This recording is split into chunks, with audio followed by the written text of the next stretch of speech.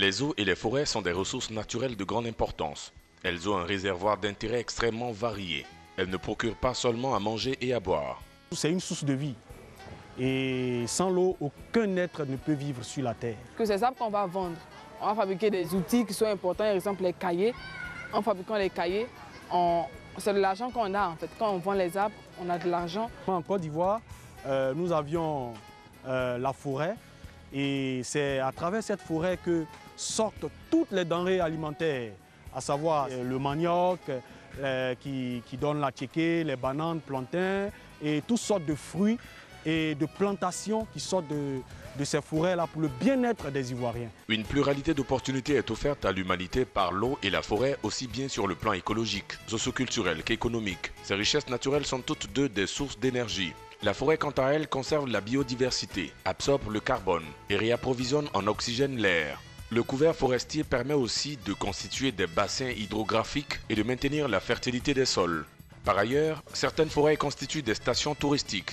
Au plan socio-économique, les forêts fournissent un éventail de produits industriels, notamment du bois d'œuvre, des panneaux, des poteaux, des piquets et du papier. Cependant, l'utilisation abusive de l'eau et des ressources forestières n'est pas sans conséquences.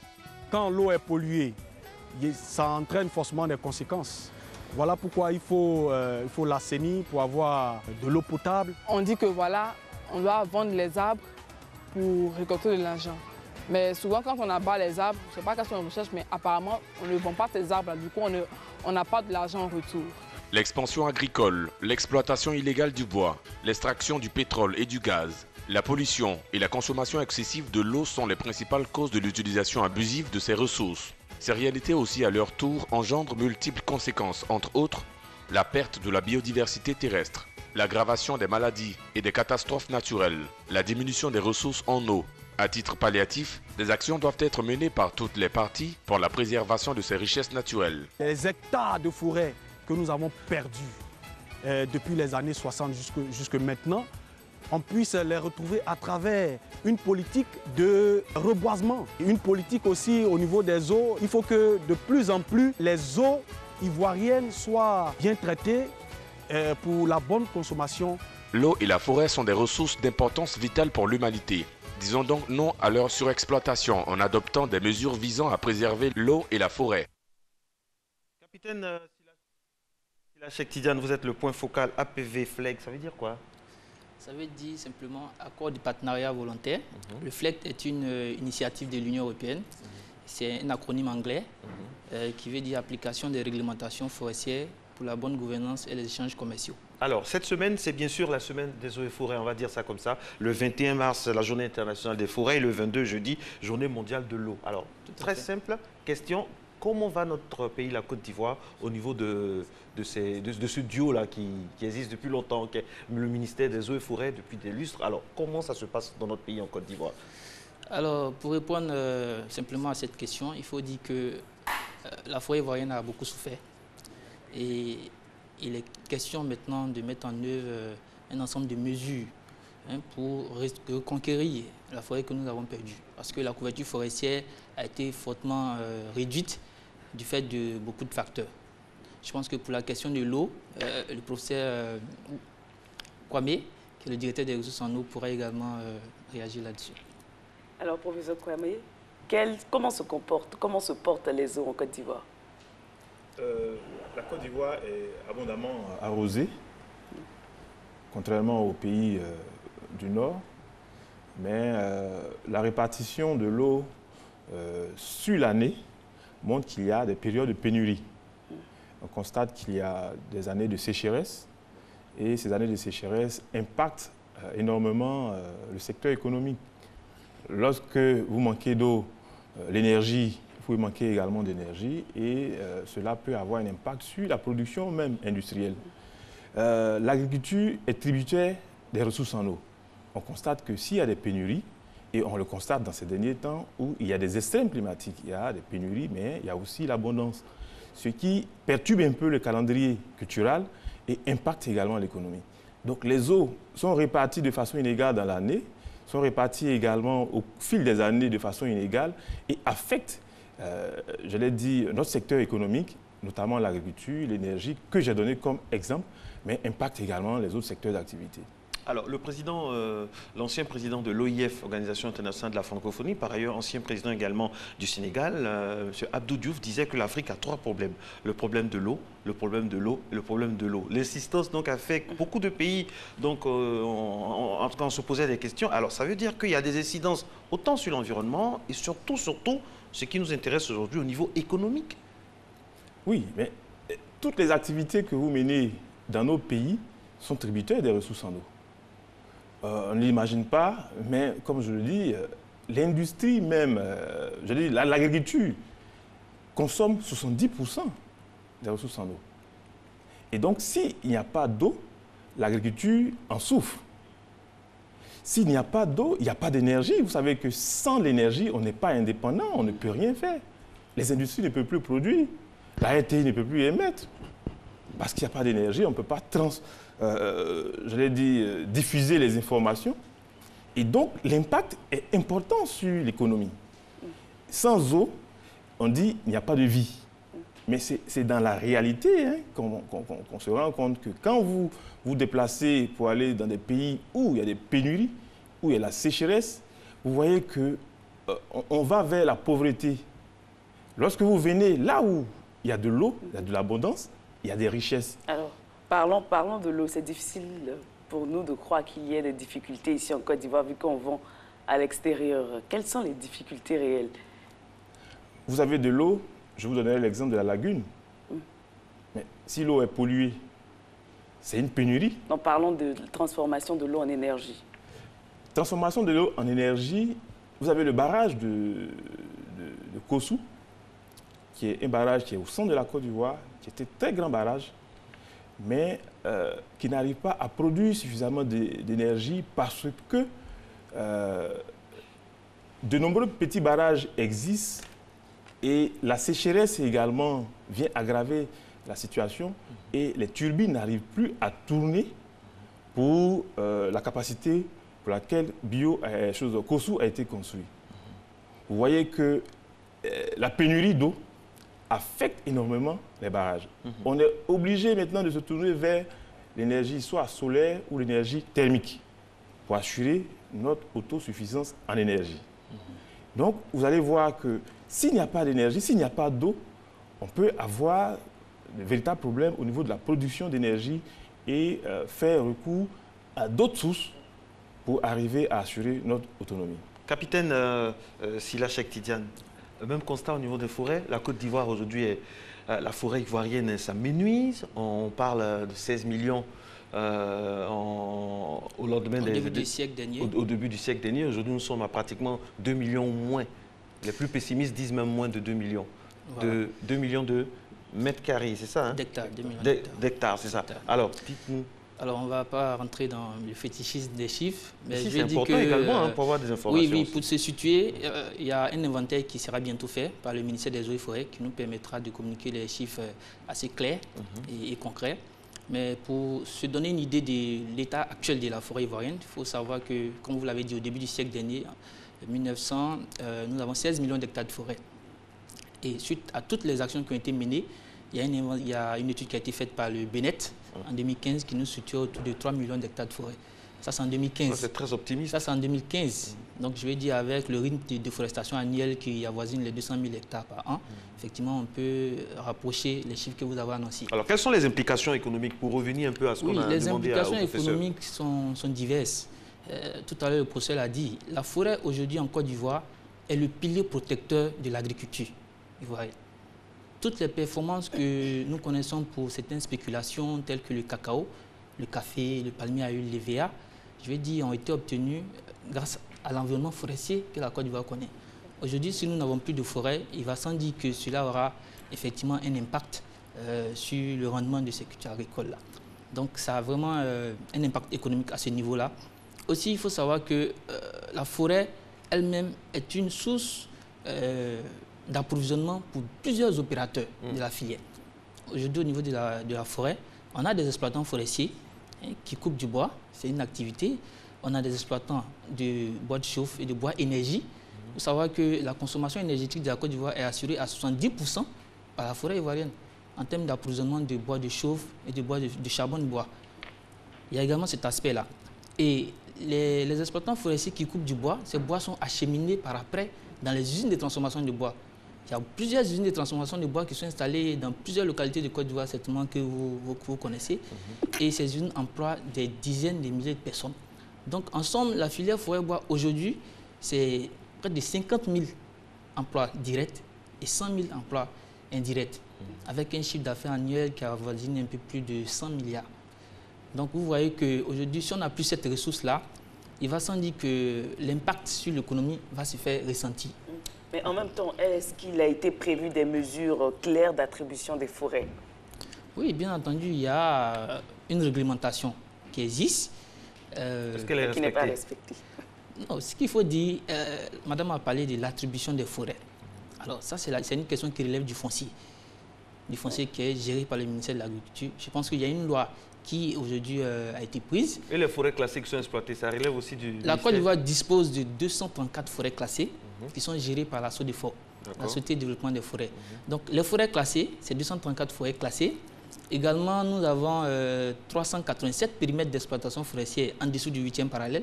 Donc ces deux domaines-là sont réservés exclusivement à la production de bois d'œuvre et de bénéfices, également de bois de chauffe et de bois énergie. Voilà. Ça, c'est en ce qui concerne l'exploitation forestière qui est gérée par le ministère des Eaux et Forêts. Alors, l'attribution de ces concessions à des opérateurs se fait conformément à une réglementation qui existe.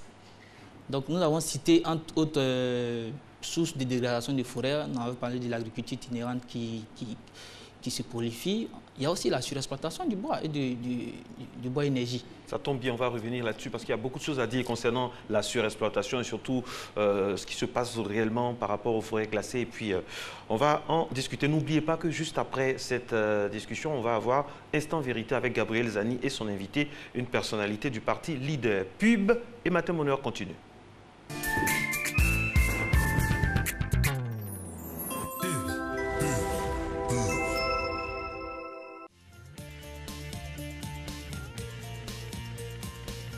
Être en famille, c'est bien. Mais avec les pâtes maman, c'est encore mieux. Parce que chaque repas est un moment plein de bonne humeur. Et maintenant, découvrez les spaghettis complets. Les nouvelles pâtes maman à base de blé complet, encore plus nutritifs et enrichis en fibres naturelles. Maman, c'est toi qu'on préfère.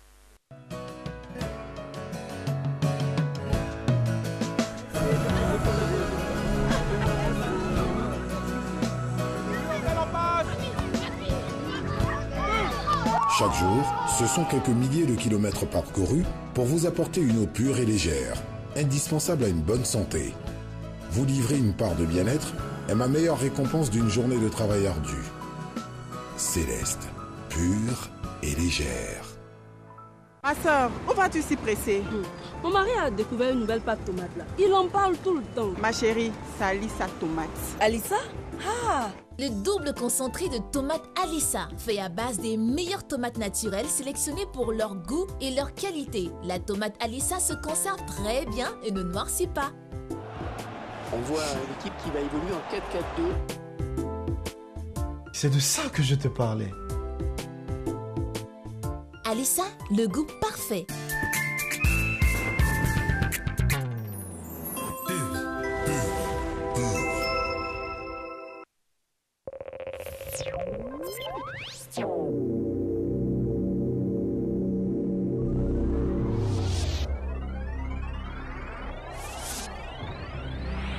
Sous le haut patronage de Mme Henriette Dagri-Diabaté, présidente du RDR, et de M. Albert Mabri-Touaqueuse, président de l'UDPCI, sous le parrainage de M. Amadougon Koulibaly, premier vice-président du RDR, sous la coprésidence de M. Kouadio Aoussoujano, vice-président du PDCI, et de Mme Kandia Kamara, secrétaire générale du RDR, à l'initiative de Mme Anne-Désirée Ouloto, secrétaire générale déléguée du RDR, chargée de la vulgarisation des actions du gouvernement, cérémonie de lancement de la tribune des jeudis du RHDP, tribune d'information et de promotion des actions du gouvernement au service des populations. Ce ce lundi 19 mars 2018 à 17h30 à l'Eden Golf Hotel. Responsable RHDP, membre du gouvernement, DG, PCA, chef de service, cette tribune est la vôtre. Les jeudis du RHDP pour une Côte d'Ivoire rassemblée, unie et prospère. Sous le haut parrainage de son Excellence M. Amadou Coulibaly, Premier ministre, ministre du Budget du portefeuille de l'État, sous la présidence de Mme Niali Kaba, ministre du Plan et du Développement, le ministère du Plan et du Développement organise, en partenariat avec l'UNICEF, le Fonds mondial, l'Agence française de développement et l'UNFPA, le séminaire national de présentation des résultats de la 5e enquête par grappe à indicateurs multiples sur la situation des femmes et des enfants en Côte d'Ivoire, MIX 5 Côte d'Ivoire 2016, le lundi 19 mars 2018 à partir de 9h à l'auditorium de la Prémature au Plateau. Infoline 20 20 08 42. Sous le parrainage et la présence effective de M. Adama Koné, ministre de l'économie et des finances, l'Association professionnelle des systèmes financiers décentralisés de Côte d'Ivoire organise la première édition des Journées nationales de la microfinance les 22 et 23 mars 2018 à l'espace CRAE Humois, Abidjan Plateau. De 8h à 18h, exposition, forum et rencontres avec les professionnels de la microfinance. Thème, contribution de la microfinance à l'inclusion financière en Côte d'Ivoire. Venez échanger, trouver du financement pour vos projets. Sponsor Diamant, GESI, CAC et Groupe Cofinat. Sous la présidence de Dr Herman Goudou Kofi, ministre de la Santé et de l'Hygiène publique, le programme national de lutte contre les maladies tropicales négligées à chimiothérapie préventive organise une campagne de distribution gratuite de médicaments contre l'éléphantiasis, l'onchocercose et les vers intestinaux transmissibles par le sol du 23 au 27 mars 2018 dans les 57 districts sanitaires suivants. Azopé, Agoville, Akoupé, Alépé, Bangolo, Beoumi, Biancouma, Bololeka, Bongwanou, Boaké, Nord-Est, Nord-Ouest et Sud, Bundjali, Cocody, Méjerville, Dabou, Daloa, Danané, Daoukro, Didievi, Dimokro, Divo, Djekwe, Ferkesedougou, Fresco, Gagnoa, Grand Lao, Gueyo, Giglo, Guitry, Issia, Jacquesville, Korogo, Kouibli, Lakota, Mamba, Yakro, Otiene, Wangolo, Dougou, Oumé, Pricro, Sakassou, San Pedro, Sassandra, Sikensi, Soubré, Tabou, Tengrila, Tiasale, Tébissou, Touba, Tout le Pleu, Toumoudi, Vavois, Yamsokro, Yopougon Est et Ouest, Zouaounien. Cette campagne est cofinancée par l'USAID à travers la généreuse contribution du peuple américain et le ministère de la Santé et de l'Hygiène publique. Ma santé, ma vie. Ceci est un message du ministère de la Santé et de l'Hygiène publique.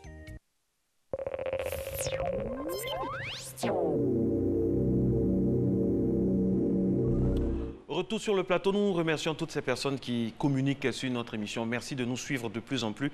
Ça fait plaisir. Capitaine Sila Chektidiane, vous avez parlé donc du volet économique de la forêt, avec ce qu'on a comme rentabilité en matière de bois, tout ça. Mais cette année, il y a un thème très évocateur au niveau de la Journée internationale des forêts qui parle de...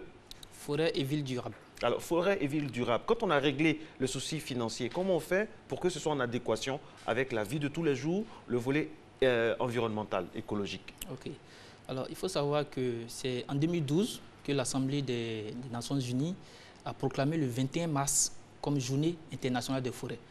Donc, c'est une occasion pour célébrer la forêt dans toute sa diversité. Parce que les forêts sont importantes pour l'humanité. Donc, il faut qu'on explique à l'ensemble des populations l'importance de la forêt. Tout à l'heure, nous avons eu l'occasion d'aborder les aspects économiques. Mais sur le plan écologique, la forêt est un réservoir de biodiversité. Ça a été dit tout à l'heure dans l'élément qui est passé. On y trouve une diversité d'espèces de faune, d'espèces de flore au niveau de la forêt. Mais également, la forêt contribue à maintenir la fertilité des sols. On a parlé de l'agriculture. Aujourd'hui, on ne peut pas faire d'agriculture sur des terres qui ne sont pas fertiles. Ça ne va pas donner quelque chose d'intéressant. C'est la forêt qui contribue à maintenir la fertilité des sols. Mais autre chose très importante, c'est qu'au niveau de la forêt, au niveau des arbres, il y a ce qu'on appelle la photosynthèse. Donc la forêt séquestre le CO2, qui est l'un des gaz les plus importants responsables du réchauffement de notre planète. Donc le thème forêt et ville durable, aujourd'hui l'ensemble des agglomérations dans le monde aspirent à être des villes durables. C'est des villes où on peut avoir un certain nombre de caractéristiques telles que la réduction du taux de pollution dans les agglomérations. Mais ça peut se faire avec l'utilisation des forêts. Donc d'où l'importance de préciser que la forêt peut contribuer à l'atteinte de l'objectif de ville durable au niveau de nos différentes agglomérations. Qu'est-ce qu'on gagne? Vous avez parlé du problème économique tout à l'heure. Ça nous donne des milliards par rapport à la vente du bois. En quoi le fait, par exemple, de passer à une forêt, à un esprit très écologique, qu'est-ce que ça va nous faire gagner au niveau économique? Au niveau économique, je pense que ça nous fait gagner énormément. Nous avons dit aujourd'hui, une ville durable, c'est quoi? Il faut le savoir, une ville durable aussi, c'est une ville qui est saine. C'est-à-dire où il fait bon vivre, c'est des villes qui sont attractives. Il y a de bons exemples à travers le monde qui sont présentés. On peut parler de Copenhague au Danemark, on peut parler de Kigali, qui est une ville en transformation, de même que Lagos au niveau des villes africaines, si on veut citer, mais il y a aussi San Francisco. Et c'est des villes qui sont caractérisées par plusieurs choses. Notamment, on parle également de la gestion efficace des déchets dans ces villes. On parle de la gestion durable des ressources en eau, tel que Poussel l'a dit, et la réduction de la pollution. On sait ce que la pollution peut apporter en termes de maladies dans nos agglomérations. Et ça va nécessiter à l'État d'injecter beaucoup d'argent dans la santé, dans la réalisation d'infrastructures, dans le traitement même de ces pathologies-là qui vont apparaître. Mais on peut justement éviter cela. On pourrait le réinjecter dans autre chose. On peut justement éviter cela et réinjecter cette manne-là que nous avons économisée par le fait de juste planter des arbres le long des grandes voies de nos localités. Merci beaucoup. Et mettre des forêts dans ces localités-là et même à proximité. Je pense que c'est important. C'est bien compris. Alors, on va revenir à vous, professeur Kwame Fernand. Avec vous, on parle d'eau. Et à part, quand on parle d'eau directement, on pense aux barrages hydroélectriques, on pense à la pêche artisanale. Est-ce qu'il y a d'autres moyens de valoriser l'eau? Oui, mais l'eau est présente partout. Vous avez la chance d'avoir une bordure, une façade maritime en Côte d'Ivoire. Mais cette façade maritime, lorsqu'elle est aménagée, et peut attirer, peut développer le tourisme. Là où il y a de l'eau, on peut avoir le tourisme. Il y a du sport aussi qu'on fait avec l'eau. Si la lagune est dépolluée et que la lagune revient avec son, j'allais dire avec un nouveau souffle. Un nouveau souffle, mais on peut faire du sport. Du sport sur l'eau. Je me permets de vous interrompre parce que dans les années 60, nos parents nous disaient qu'il y avait des compétitions chaque week-end sur la lagune. La même lagune qui est là. Il y avait des compétitions dessus, ça avait toute une autre physionomie. Mais cela m'amène à cette question-là. Est-ce qu'on prend vraiment l'eau au sérieux dans nos pays africains? Regardez le paysage qu'on a quand on regarde Abidjan. Cette lagune serpentée, ces frontières naturelles. Est-ce qu'on est conscient un peu de ces richesses-là? Oui. Lorsqu'une ville se développe, il y a aussi d'autres problèmes qui viennent. On parlait tout à l'heure de pollution, mais il y a un autre problème au niveau de l'eau qui concerne les eaux usées. Gouverner, c'est prévoir. Les eaux usées domestiques, les eaux usées industrielles, les eaux usées agricoles, pour les rejeter dans la nature, doivent être dépolluées, doivent être traitées. Si ces eaux usées sont traitées, parce que avec tout ce qui se passe au niveau de la crise, au niveau de l'eau, il va falloir mettre en place des systèmes de recyclage de l'eau. Pourquoi lavez-vous une voiture avec de l'eau potable? Pourquoi arroser un jardin avec de l'eau traitée pour la consommation humaine? On pouvait recycler cette eau qui peut être utilisée pour laver les voitures, pour arroser le jardin ou pour faire autre chose. Qu'est-ce qui a manqué alors pour qu'on en soit arrivé là? Je n'ai pas parlé des crises économiques que nous avons connues, mais la planification dans le système d'assainissement de ces eaux, dans le traitement de ces eaux, n'a pas pu suivre en termes d'infrastructures qui font qu'on n'a pas pu... on sait qui? L'État. L'État n'a pas pu, normalement, prévoir des infrastructures pour traiter tout ce qui est usé avant leur rejet dans la nature. Et c'est ce que vous voyez certainement à Abidjan. Mais les dispositions actuelles qui sont en train d'être prises avec la gestion des déchets, la gestion des ordures ménagères, va certainement améliorer la qualité donc, de cette eau qui peut être utilisée. Et ce plan d'eau lagunaire peut me servir également pour le transport fluvial. On peut développer le transport fluvial qui va réduire considérablement le temps que vous allez passer pour passer d'un quartier à un autre, parce qu'on peut relier facilement le plateau à Trècheville à travers donc, le transport fluvial. Donc on peut développer le transport également en valorisant cette ressource qui est abondante, je dis, et qui n'est pas utilisée de façon efficiente. Est-ce que c'est prévu? Oui, dans le PND, avec tous les programmes au niveau de l'assainissement, au niveau de l'environnement, au niveau de la salubrité, mais est-ce que les populations sont impliquées? Parce qu'il y a ça aussi. Si les populations ne sont pas suffisamment impliquées, elles ne vont pas se sentir concernées. Et tous ces plans d'action-là, on va dire que ça sera certainement voué à l'échec. Exactement. Il faut penser à l'Ivoirien nouveau, qui change de comportement. Parce que l'eau, tout comme la forêt, on doit changer de comportement parce que la valeur qu'on leur accorde dans nos villes n'est pas la valeur qu'on accorde à l'eau ou bien à la forêt au village. Il nous reste 3 minutes. Alors, professeur, c'est vrai qu'il faut penser à l'Ivoirien nouveau, mais il faut penser aussi au gouvernant nouveau, celui qui anticipe. Parce que ce n'est pas normal que nous puissions avoir tout ce plan d'eau là, ne pas prévoir des choses afférentes par rapport à son traitement, par rapport à l'anticipation, pour qu'on en soit arrivé à ce moment où il y a des odeurs, où on ne peut même pas profiter de la lagune. C'est l'Ivoirien nouveau, d'accord, mais le gouvernement nouveau aussi. J'aimerais qu'on termine un peu avec vous, capitaine Sila Cheikh Tidiane. Alors, le 21 mars, donc c'est la journée internationale des forêts. Quel est le message, donc, le message qu'il faut retenir? Alors, le message qu'il faut retenir, tout à l'heure, le professeur l'a dit, les gouvernants essaient d'intégrer dans la planification stratégique de nos différents programmes les notions d'écologisation.